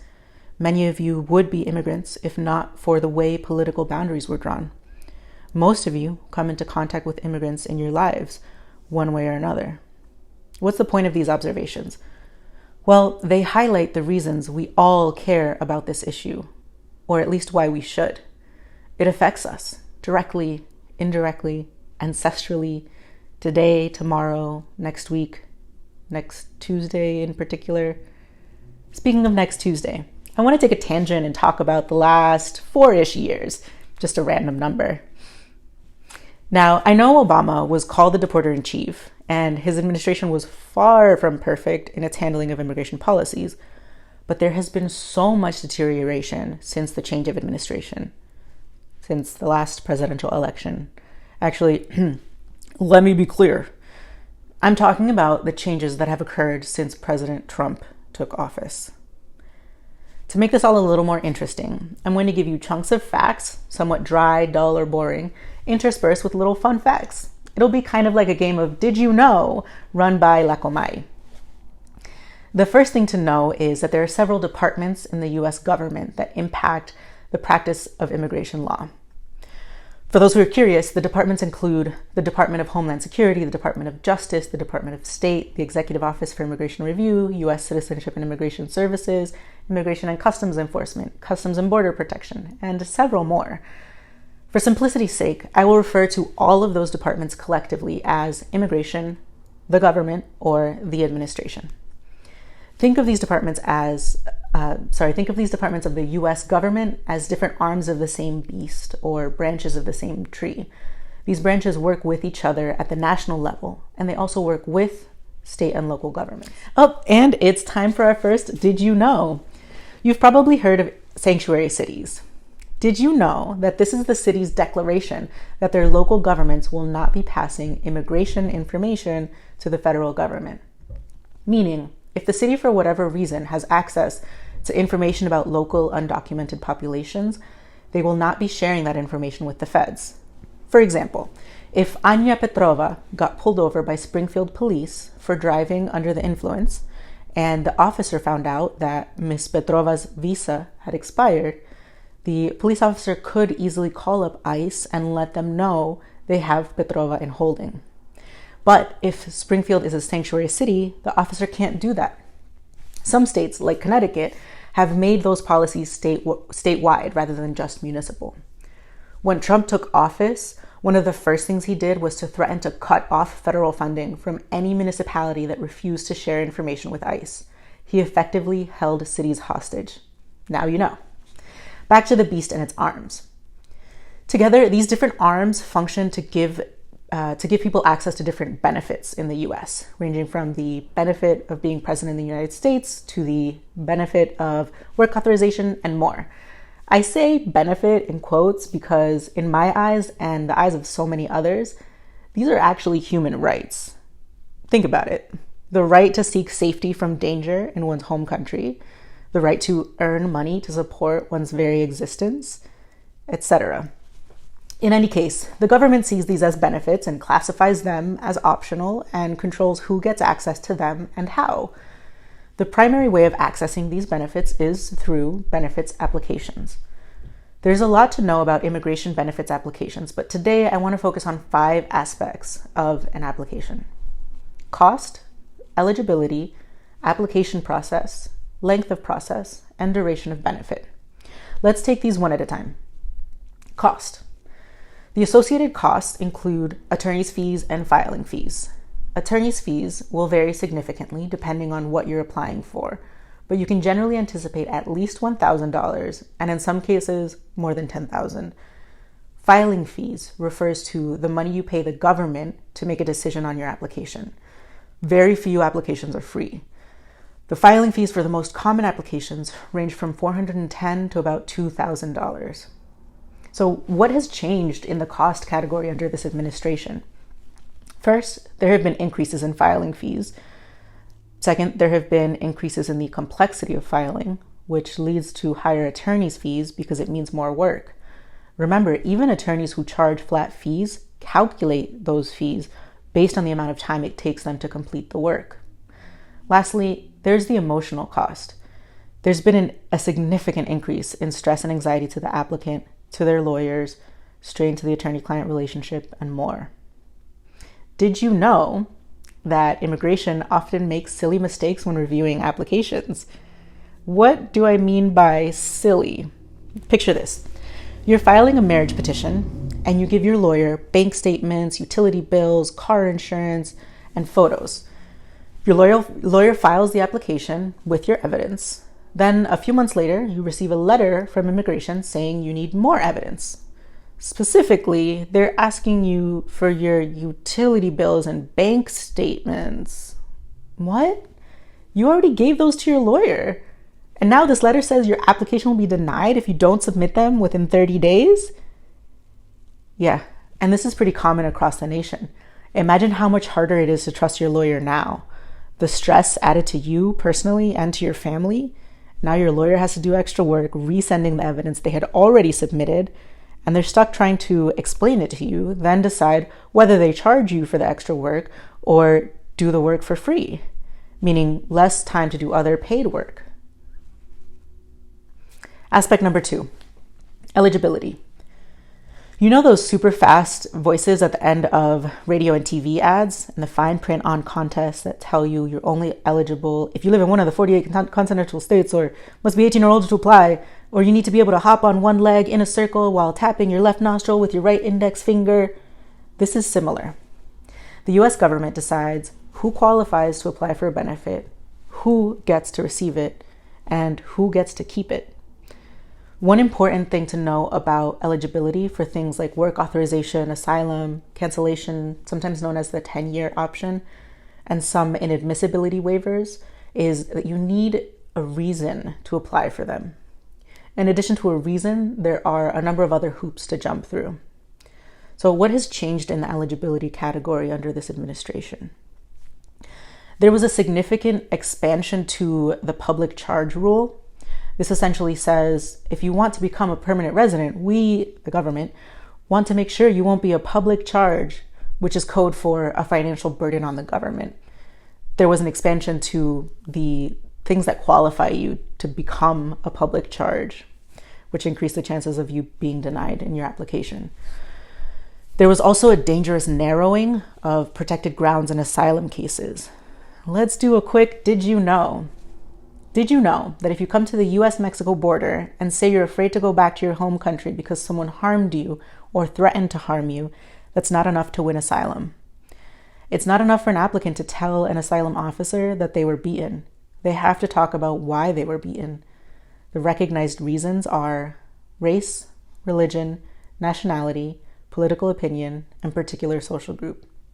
The first 4 are pretty clear, so let's talk about particular social group. This group is where we used to have room for example, people who were victims of domestic violence and did not receive help from the police, whether because the police refused to get involved in private issues, or because the abuser had bribed the police to do nothing, or because the police had so much red tape that it was virtually impossible to get help. When I became an immigration lawyer, this type of case was almost a guaranteed win.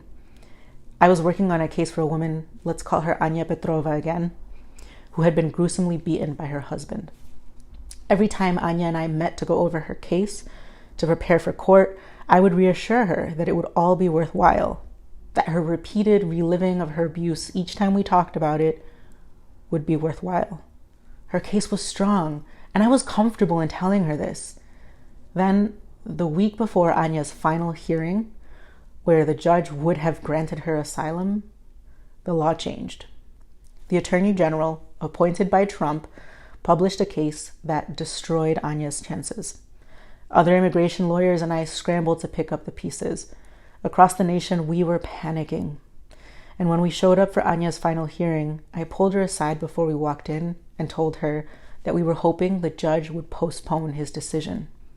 After years of hearing that her case was strong, suddenly that was no longer true. The best we could do was hope for more time. There have also been significant changes to work authorization eligibility, where you used to be able to apply for work authorization after 6 months of filing that asylum application with no applicant cause delay. Now, instead of 6 months, it's 365 days. And what does applicant cause delay mean anyway? Well, in Anya's case, when we asked the judge for more time, that would count as applicant cause delay. If Anya hires a new lawyer and the lawyer needed time to meet with Anya and make updates to her asylum application, that also counts. If Anya misses her appointment to be fingerprinted, that counts.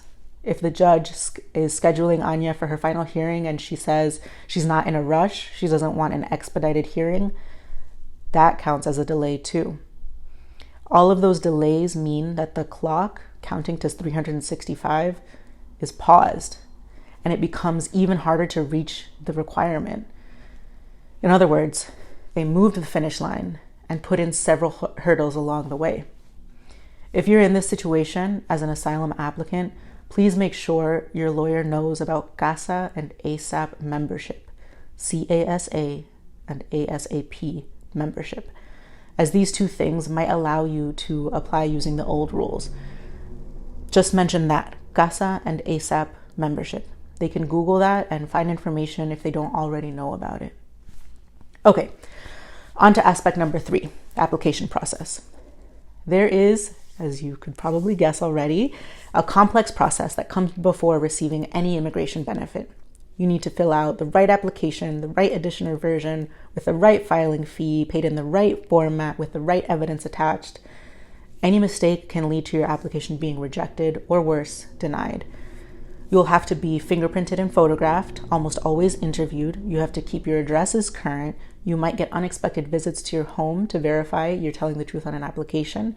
Your neighbors might be asked about you, and your friends who write letters of support can be contacted with questions too. It is a very invasive process. What has changed under this administration? I've already talked about the request for additional evidence, even when the evidence they're asking for has already been submitted. But did you know that immigration is also denying applications for missing the filing fee, even when there is no filing fee, and rejecting applications that don't include a copy of the applicant's passport, even when immigration has the passport, and rejecting applications because every single inapplicable question isn't answered with an NA. I literally have a template for asylum applications where every single question is answered with NA, and then when I'm filling it with a client, when there is an applicable answer, I delete the NA and write the actual answer. This administration is pushing immigrants and their lawyers to absurd extremes. It is counterproductive and honestly exhausting. There's constant pushback from the government, and since we're put in the position to explain to our clients what's going on, we then have pushback from our clients because it doesn't make sense. It's exhausting. Call on your immigration lawyer friends. We're struggling. But I digress. Aspect number 4, length of process. How long does the process take? In theory, you can see processing times for benefit applications online. If your case is taking longer than this normal processing time, then you can submit an inquiry to immigration. There are 2 reasons that this inquiry tool isn't super helpful. First, because the normal processing times are almost always a ridiculously broad range. For example, did you know that to process a citizenship application filed in Philadelphia, it is estimated to take anywhere between 13 months to 26.5 months. For a green card application, it's 14 months to 34.5 months. It might be 1 year, it might be 3, who knows? Which means you can submit an inquiry if you filed for citizenship on or before August 24th of 2018. Or if you filed for residency on or before December 13th of 2017. But, and this is the second reason the inquiry option isn't super helpful. You cannot submit an inquiry if you've received a mailed out notice, received an online update, or responded to a request for evidence anytime in the last 60 days, which means immigration can simply update the website to say we're still working on your case, and that pushes you out 2 more months before you can submit an inquiry. Oh, and if there's no online processing time listed for the benefit you're seeking, then you have to wait 6 months before inquiring. And all of these processing times can all change without prior notice. What fun facts. Number 5, duration of benefit. Let's say you finally managed to be approved for an immigration benefit. Congratulations, a lot of work went into that, no matter what the benefit is. Oh, but did you know that if the benefit is a green card or a work authorization, you might have to wait months and months to receive the card? That's right. Due to this administration's enforcement and processing priorities, combined with mismanagement of the COVID-19 crisis, certain immigration departments have become so backlogged and so underfunded that they've canceled contracts with the companies that print green cards and work permits. There are at least 75,000 unprinted work permits and at least 50,000 unprinted green cards. That's over 125,000 people who have made it through each stage of the long, expensive, arduous application process, crossed the finish line, only to be given a blank folder instead of an actual diploma at graduation. But let's keep it pushing. Now, you might be wondering, how long do I have this benefit? That varies greatly as well. And there are usually complications thrown in that make it harder to understand how long it lasts. For example, let's consider a tourist visa. The document placed into your passport is usually valid for 10 years, but that doesn't mean you're allowed to stay in the US for 10 years on one trip. Each time you enter, the officer at customs will determine how long you can stay. Sometimes 6 months, sometimes 3 months, sometimes less. It's up to that officer. Now, what about a green card? Permanent resident says permanent right in the name, so it must be forever, right? Not necessarily. If you got your green card through marriage and you had been married for, say, 3 months when you filed the marriage petition, then you're actually a conditional permanent resident. In that case, this immigration benefit is valid for 2 years. Now, what about work authorization? Those are always 2 years, right? Not anymore. Now, immigration gets to decide whether they give it to you or not and how long they want it to last. Discretion. It's code for completely arbitrary. But hey, you made it to the finish line. So let's wrap up. This administration has been terrible for my area of work. It makes it harder to run my business, makes my days heavier, makes the challenges greater. But it's just my job. My clients, their lives are in play. In a very literal and real way, their safety is at stake. Many of you are immigrants or children of immigrants. Many of you would be immigrants if not for the way political boundaries were drawn. Most of you come into contact with immigrants in your lives in one way or another. These observations highlight the reasons we should all care about this issue. It affects us directly, indirectly, ancestrally, today, tomorrow, and next week, next Tuesday in particular. This is crucial, not because a change in administration will magically and immediately solve all the horrors of the current administration, but because it will stop the bleeding.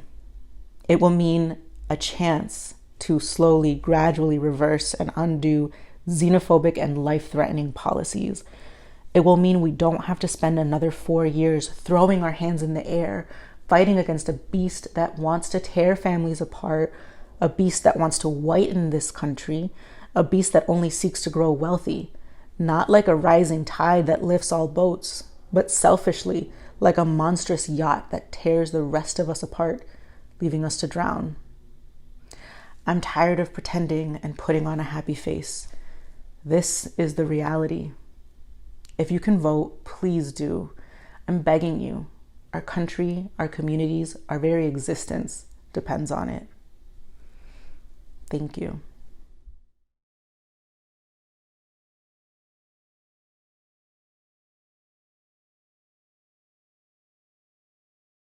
Now more than ever, the success of your business depends on the technology that runs it. Information technology is the engine that drives operations, productivity, and communications. Perhaps more importantly, it can also provide the security that every business needs. At AmericaVen, we believe that our success is linked to our clients' success. This means equipping clients with leading-edge technology to help them achieve their vision. With AmericaVen as your trusted technology partner, we offer solutions to help you reach your goals on time and within budget. Since 2004, AmericaVen has grown on a foundation of expertise and trust. We understand the technology challenges of small and mid-sized businesses. Our vast portfolio of clients can attest to this. So what is the vision for your business? Call us to learn how to really put technology to work for you.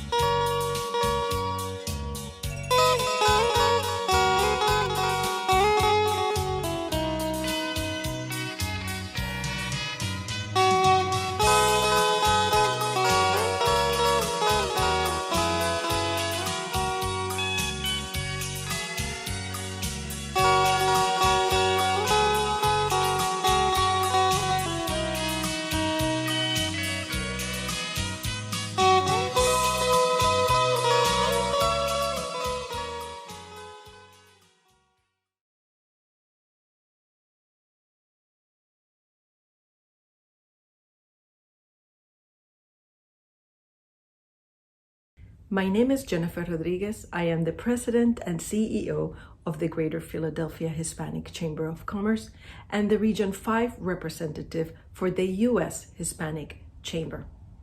GPHCC was established 30 years ago to support the development and growth of Latino-owned businesses.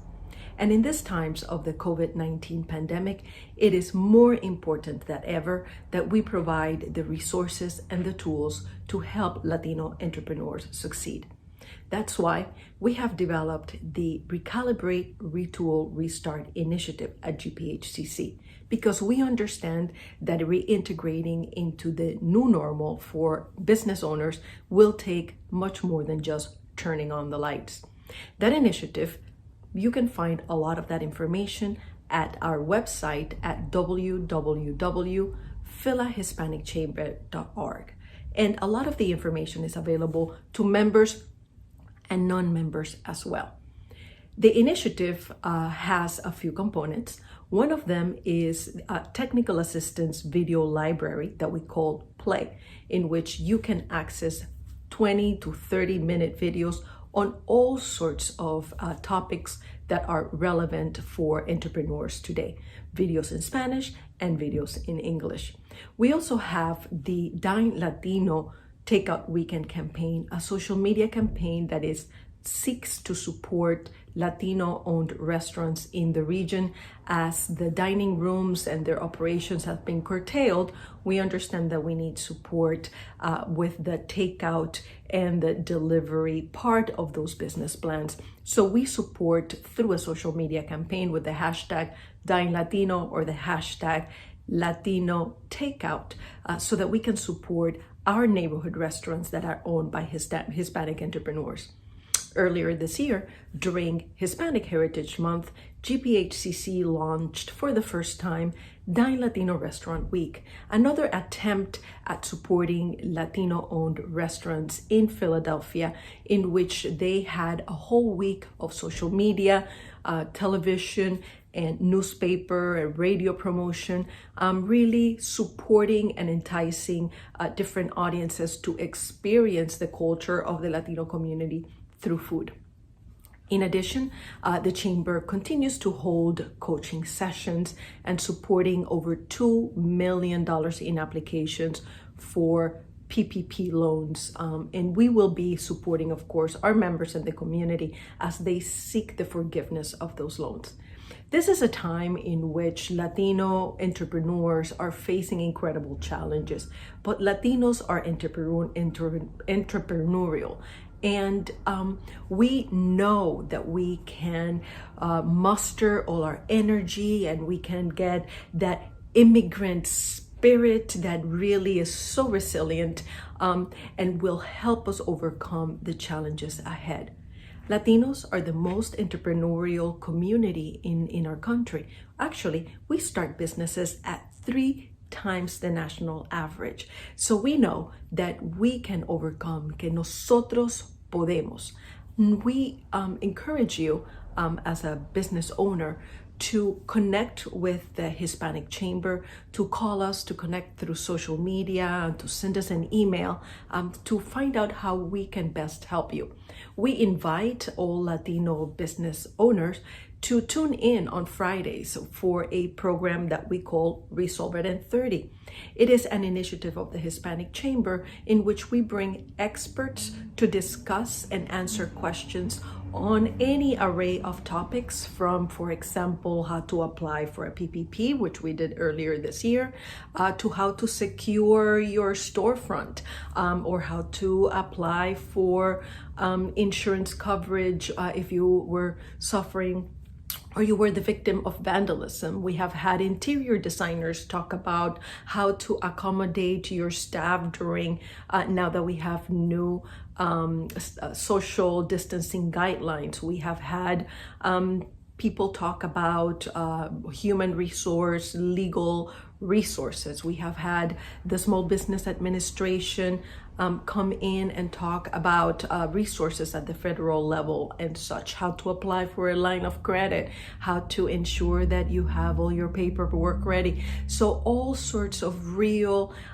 interesting and practical approach and practical solutions for businesses. Resolve It in 30, again, it's free. You do not have to be a member of the Hispanic Chamber to participate. It is Fridays at noon, and you can log on or register through our website. The Hispanic Chamber has also established a Latinx Small Business Relief Fund. Is a GoFundMe campaign aimed at really accruing and soliciting donations so that the Hispanic Chamber can then support with microloans those businesses in our commercial quarters, businesses owned by immigrants that are normally less likely to apply for funding or perhaps not eligible to apply for funding and other relief programs. That is a campaign that is ongoing, and our idea is that we really want to make sure that there is access to capital, access to grant to micro enterprises. Once again, there are 22,000 Latino-owned businesses in the Philadelphia region. There are about 11,000 Latino-owned businesses in the city of Philadelphia alone. The Hispanic Chamber, the Greater Philadelphia Hispanic Chamber, is here to support you, is here to support Latinos as we contribute to the local and to the regional economy. Should you want to reach the Hispanic Chamber, you can do that at www.philahispanicchamber.org. You can send us an email at info@philahispanicchamber.org, and we hope to see you soon. Thank you.